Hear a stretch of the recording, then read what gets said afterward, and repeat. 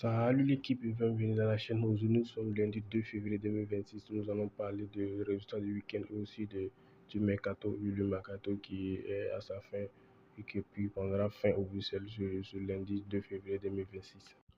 Et on commence avec la première ligue, le championnat anglais qui était à sa 24e journée hier.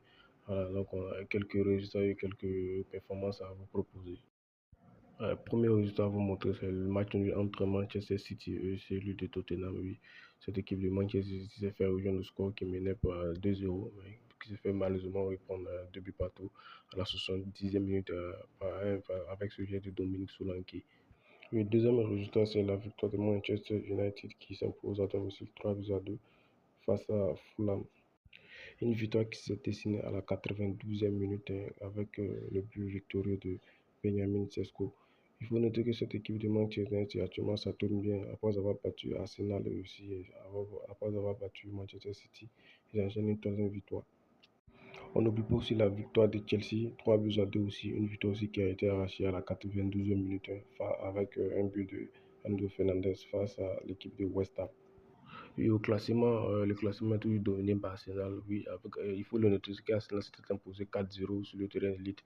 Et grâce à cette victoire, ça fait 6 points de plus sur Manchester City. On note aussi que l'équipe d'Aston Villa a été défaite à domicile 1-0 par Brentford.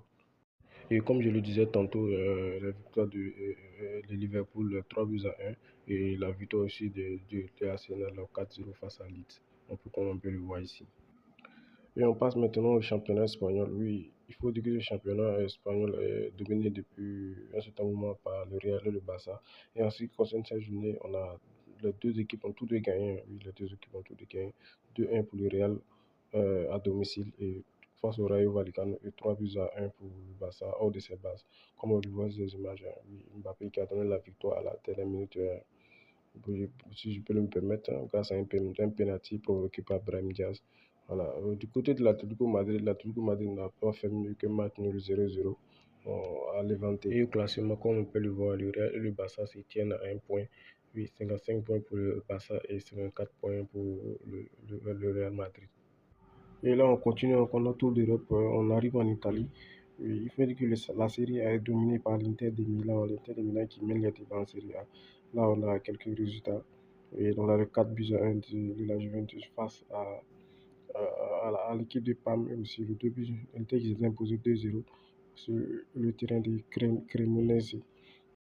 Et petite statistique pour l'équipe de l'Inter, regardez, sur les 10 derniers matchs, c'est 9 victoires et un seul match nul contre Napoli.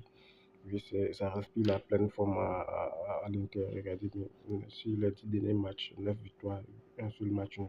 Et là, on a le classement l'Inter de Milan qui est toujours en tête avec 55 points, suivi de l'AC Milan contre 47 points. Et on termine notre tour d'Europe en France avec le résultat de Paris, Monaco et Lyon. Et aussi, on a le classement à l'issue de cette journée. Oui, le classement est toujours dominé par l'équipe de Paris Saint-Germain. Mais aussi, il y a les Lensois aussi qui sont en embuscade. Seulement 2 points qui se passent de ces deux formations. Il faut noter que la prochaine journée, on aura un très bon derby. Lyon qui recevra le Paris Saint-Germain. Le Groupama Stadium, oui. Un très bon match à suivre aussi. Et comme on le disait tantôt, on finit cette rubrique avec des rumeurs de transferts et des transferts définitifs. Oui. Je mets là quelques photos et quelques images des transferts de ce mercato. Et l'équipe, on n'oublie pas, on s'abonne, on like et on partage. Merci pour le visionnage.